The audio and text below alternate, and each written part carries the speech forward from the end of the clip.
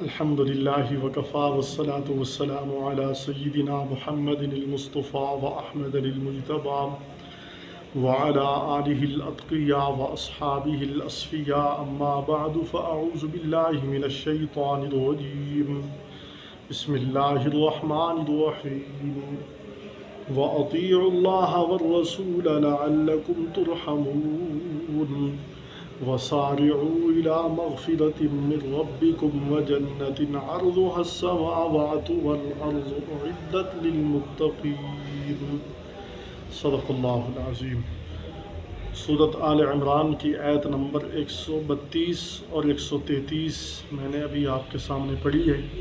ابھی ہم اس کا ترجمہ اور اس کی تفسیر سیکھیں گے۔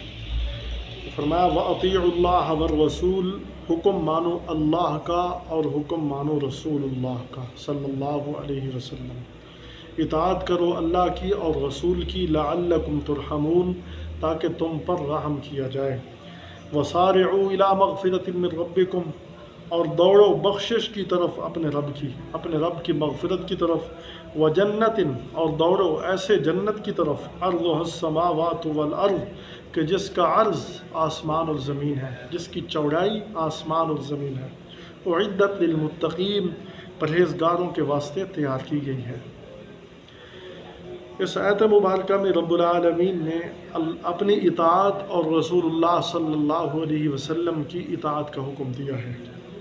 پیچھے احد کا ذکر چل رہا تھا، درمیان میں سود کا باب ذکر فرمایا۔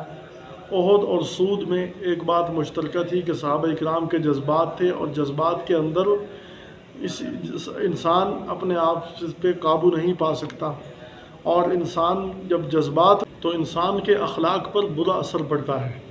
اسی طرح سودی آدمی بھی بد اخلاق ہوتا ہے۔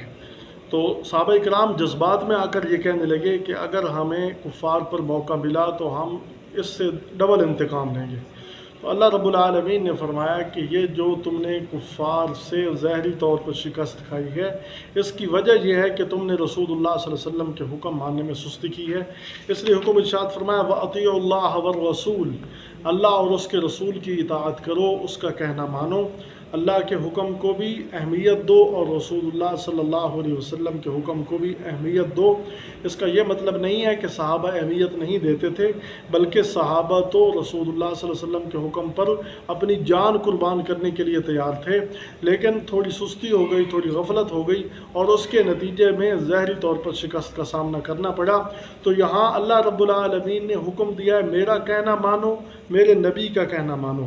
تو گویا کہ اللہ کی اطاعت کے ساتھ رسول اللہ صلی اللہ علیہ وسلم کی اطاعت بھی لازمی قرار دی گئی ہے، اور یہ قرآن حکیم کی آیت ان لوگوں پر زبردست رد کر رہی ہے جو لوگ حدیث پاک کا انکار کرتے ہیں، رسول اللہ صلی اللہ علیہ وسلم کی بات کا انکار کرتے ہیں، قول رسول سے وہ اعراض کرتے ہیں، اور ان کا نظریہ یہ ہے کہ رسول اللہ صلی اللہ علیہ وسلم ان پڑھ لوگوں کے لیے آئے تھے، ان لوگوں کے لیے آئے تھے جو پڑھے ہوئے نہیں تھے، اور ہم پڑھے لکھے ہیں، لہذا ہمیں رسول اللہ صلی اللہ علیہ وسلم کی اطاعت کی ضرورت نہیں، ہمیں صرف قرآن ہی کافی ہے۔ بہت غلط نظریہ ہے ان کا، لیکن جہاں اللہ نے رسول اللہ صلی اللہ علیہ وسلم کی اطاعت کا حکم دیا ہے، وہاں ہم قرآن حکیم کے اندر دیکھتے ہیں کہ قرآن حکیم میں جا بجا اللہ نے رسول اللہ صلی اللہ علیہ وسلم کی اطاعت کو اپنی اطاعت کہا ہے۔ من یطع الرسول فقد اطاع اللہ، جس نے رسول کی اطاعت کی اس نے میری اطاعت کی۔ اسی طرح فرمایا وما ينطق عن الہویٰ، جو کچھ وہ بولتے ہیں وہ اپنی مرضی سے نہیں، بلکہ ان هو الا وحی یوحیٰ، جو کچھ وہ ارشاد فرماتے ہیں وہ فرمان خداوندی ہوتا ہے، وہ وحی الہی ہوتی ہے۔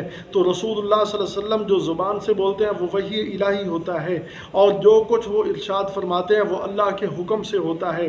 تو گویا کہ اللہ کی اطاعت اور رسول اللہ صلی اللہ علیہ وسلم کی اطاعت ایک ہی چیز ہو گئی، جو اللہ کا حکم ہے وہی رسول اللہ صلی اللہ علیہ وسلم کا حکم ہے۔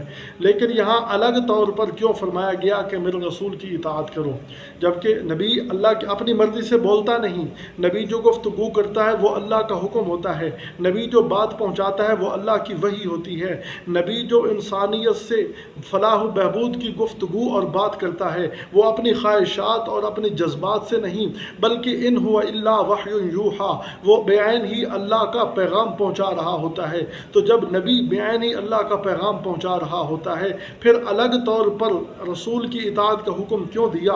ये जहन में शुबो पैदा होता है। इस शुबो का रफ़ा ये है कि रसूलुल्लाह सल्लल्लाहु अलैहि वसल्लम को जो रब्बे कायनात ने हुक्म दिया, उस हुक्म का एक जुज़ ये है कि यतलू अलैहिम आयाति, ऐ मेरे नबी मैंने आपको मबऊस किया, वल्लज़ी बअस फिल उम्मियीन रसूलन मिनहुम यतलू अलैहिम आयाति, आप इनको कुरान हकीम के अल्फाज पढ़कर सुनाइए, जैसे अल्लाह की मंशा है वैसे उनको कुरान सिखलाइए, जैसे अल्लाह चाहता है वैसे उनको कुरान की तिलावत करके दिखलाइए और उनको सिखलाइए।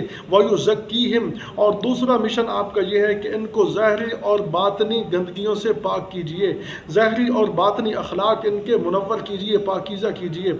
और तीसरा मनसब वयुअल्लिमुहुमुल किताब वल हिकमा, इन्हें किताब और हिकमत सिखलाइए, किताब की तालीम भी दीजिए, हिकमत की तालीम भी दीजिए, इन्हें कुरान भी सिखाइए और अपने फरमुदात भी इनको सिखलाइए। तो रसूलुल्लाह सल्लल्लाहु अलैहि वसल्लम का ये फ़र्ज़ मनसबी है। लेकिन जब हम कुरान में देखते हैं, कुरान के अंदर अल्फाज व अक़ीमुस्सलाह एक लफ्ज़ ले लो, इसके अंदर कुरान तो ये कहता है कि नमाज कायम करो। अब जब नमाज कायम करेंगे तो नमाज कितनी पढ़ेंगे? फजर की कितनी रकातें पढ़ेंगे? ज़ोहर कितना पढ़ेंगे? असर कितनी पढ़ेंगे? मगरिब कितनी पढ़ेंगे? इशा कितनी पढ़ेंगे? ये कुरान में आपको कहीं भी नहीं मिलेगा। कुरान कहता है वआतुज़ ज़कात, ज़कात अदा करो। जब आप ज़कात देने लगोगे तो आपको ये तो पता है कि ज़कात देनी है, लेकिन कितनी मिकदार में देनी है, किस किस चीज़ से देनी है, कौन कौन सा निसाब, किस किस चीज़ पर निसाब बनता है, ये आपको कहाँ से मिलेगा? कुरान कहता है ला ताकुलू अम्वालकुम बैनकुम बिल बातिल, आपस में एक दूसरे का नाहक माल ना खाया करो, बातिल तरीके पर माल ना खाओ। अब बातिल तरीके पर माल ना खाने के कौन कौन से तरीके हैं, कौन कौन से मामलात हैं? बै शिरा के अंदर कहाँ कहाँ बातिल होता है, इसी तरह इजारा के अंदर कहाँ कहाँ बातिल सूरत होती है, मामलात में कहाँ बातिल सूरत होती है। कुरान हकीम ने पूरी तौर पर वजाहत नहीं की। तो रसूलुल्लाह सल्लल्लाहु अलैहि वसल्लम को भेजने की गर्ज यही है कि उनकी इताअत की जाए। हमें नमाज़ों की रकातें मेरे नबी आकर बताएंगे कि सुबह की 4 रकातें हैं, बतलाएंगे कि ज़ोहर की 12 रकातें हैं, बतलाया उन्होंने कि असर की 8 रकातें हैं, बतलाया उन्होंने कि मगरिब की 7 रकातें हैं, बतलाया उन्होंने कि ईशा की 17 रकातें हैं, जुमा की इतनी रकातें हैं, 14 रकातें आपने अदा करनी हैं। इसी तरह नवाफिल के बारे में बतलाया। तो नमाज की तफसील मेरे आका के अमल से मिलती है, और मेरे आका को अल्लाह ने जिब्रील अमीन भेजकर पहले औकात और आखिरी औकात बतलाए थे। तो अल्लाह ताला ये वजाहत अपने नबी से करवाना चाहते हैं। जब नबी से वजाहत मतलूब है तो रसूल की इताअत भी ज़रूरी है। रसूल की इताअत के बगैर हमें कुछ नहीं मिलेगा, न नमाज की रकात का पता चलेगा, न माल के निसाल का पता चलेगा कि किस माल में ज़कात है किस में नहीं है। तो आप सल्लल्लाहु अलैहि वसल्लम ने वाज़ेह तौर पर बतला दिया कि सोना, चांदी, माल तिजारत, नकदी अगर आपके पास जमा है और साल उस पर गुजर चुका है, शराइत हैं, इतना माल हो, तो उस वक़्त आप पर ज़कात फ़र्ज़ है। अब बातिल सूरतें माल खाने की कितनी है वो वजाहत के साथ आप सल्लल्लाहु अलैहि वसल्लम ने बतला दी। तो रसूलुल्लाह सल्लल्लाहु अलैहि वसल्लम की इताअत के बगैर हम दीन हक़ तक पहुँच ही नहीं सकते। हो सकता है कि कल ये बंदा कह दे नमाज के कायम करने का हुक्म है, लेकिन नमाज कितनी पढ़नी है ये पता नहीं है। जब पता नहीं है तो ये अल्लाह का हुक्म भी बातिल है। कोई आदमी ये कह सकता था ज़कात के अदा करने का हुक्म है, ज़कात हमने कहाँ अदा करनी है, किस मौके पर अदा करनी है, ये अल्लाह का हुक्म है, लेकिन जब पता नहीं है किस पे अदा करनी है, कहाँ अदा करनी है, तो कोई आदमी इनकार कर सकता था। इसलिए रसूलुल्लाह सल्लल्लाहु अलैहि वसल्लम की इताअत ज़रूरी है। आप सल्लल्लाहु अलैहि वसल्लम की इताअत के बगैर हमें दीन हक़ नहीं मिल सकता। फरमाया वअतीउल्लाह, अल्लाह का कहना मानो, वर रसूल, और रसूल की इताअत करो। रसूल की इताअत से तुम सही राह पर पहुँचोगे। और हकीकत में अल्लाह और उसके रसूल की ही इताअत की जाती है और किसी की इताअत नहीं करनी। बाकी सहाबा इकराम जो हमें बतलाते हैं वो रसूलुल्लाह सल्लल्लाहु अलैहि वसल्लम का तरीका ही बतलाते हैं, अल्लाह की मंशा ही बतलाते हैं। मुहद्दिसीन जो हमें बतलाते हैं वो अल्लाह का हुक्म ही पहुँचाते हैं, रसूलुल्लाह सल्लल्लाहु अलैहि वसल्लम की मंशा हमें बतलाते हैं, अल्लाह और उसके रसूल की मंशा क्या है। फ़ुक़हा जो हमें बतलाते हैं, फ़ुक़हा हमें मसाइल बताते हैं, वो अल्लाह और उसके रसूल की मंशा ही बतलाते हैं। वो अल्लाह और उसके रसूल के करीब करने के लिए वही उन्हीं चीज़ों की वजाहत कर रहे होते हैं जिनकी हमें ज़रूरत होती है और शरीयत मुताहरा से साबित होती है। तो दरअसल फ़कीह की इताअत भी रसूलुल्लाह सल्लल्लाहु अलैहि वसल्लम की इताअत है। इसी तरह अगर किसी मुहद्दिस की इताअत कर रहे हैं वो भी रसूलुल्लाह सल्लल्लाहु अलैहि वसल्लम की इताअत है, किसी सहाबी की इताअत कर रहे हैं वो भी रसूलुल्लाह सल्लल्लाहु अलैहि वसल्लम की इताअत है। और रसूल की इताअत अल्लाह की इताअत है। फ़ना फिर रसूल फ़ना फिल्लाह तक पहुँचाएगा। तो फरमाया व अतीउल्लाह व अतीउर रसूल, मेरे नबी की बात मानो, मेरी बात, ताकि तुम पर रहम किया जाए। वसारिउ इला मगफिरतिम मिन रब्बिकुम। दूसरी आयत में इरशाद फरमाया कि दौड़ो, कोशिश करो अपने रब की मगफरत की तरफ, व जन्नतिन, और ऐसे जन्नत की तरफ, ऐसे बाग की तरफ, अर्ज़ुहस समावातु वल अर्ज़, जिसकी चौड़ाई आसमान और ज़मीन है। फरमाया कोशिश करो, कुरान हकीम यहाँ कह रहा है कोशिश करो। दूसरे मकाम पर फरमाया वला ततमन्नौ मा फ़ज़्ज़लल्लाहु बिही बअदकुम अला बअद, जो अल्लाह ने को दूसरे पर फजीलत दी उसकी तमन्ना ही ना करो। यहाँ फरमाया कोशिश करो, दूसरे मकाम पर फरमाया तमन्ना ही ना करो। यह तो बज़ाहिर आयात में तज़ाद है। अब इस तज़ाद को समझने के लिए हम अपनी अगर अकल इस्तेमाल करें तो हमें समझ नहीं आएगा। हमें यहाँ इस मसले में सहारा लेना पड़ेगा, किसी की बात पर बग़ैर उसकी दलील के एतमाद करना पड़ेगा। इसी को तो तकलीद कहते हैं। तकलीद के बगैर हम इसका हल निकाल ही नहीं सकते। तो फरमाया कि जो फरमाया ला तमन्नो, तमन्ना ना करो जो दूसरे को अल्लाह ने फजीलत दिया। फरमाया गैर इख्तियारी चीज़ों में तमन्ना ना करो। किसी को अल्लाह ने हुस्न दिया, कोई आदमी तमन्ना लिए बैठ जाए कि मैं हसीन नहीं हूँ, अपनी बदअमली में मुब्तला हो जाए। किसी को अल्लाह ने कोई ऐसी नेमत अता कर दी कि जो उसके इख्तियार में नहीं है, अल्लाह ने उसको दे दी, तो अब एक आदमी तमन्ना करने बैठ जाए, उससे मना फरमा दिया। और जो फरमाया वसारिउ, फरमाया जो चीज़ें इख्तियारी हैं उनमें कोशिश करो। एक आदमी रोज़ाना 10 पारे पढ़ता है, आप 15 पारे पढ़ो। एक आदमी रोज़ाना अल्लाह अल्लाह की आवाज़ बुलंद करता है, तस्बीह पढ़ता है, 1000 तस्बीह पढ़ता है, आप 2000 पढ़ो।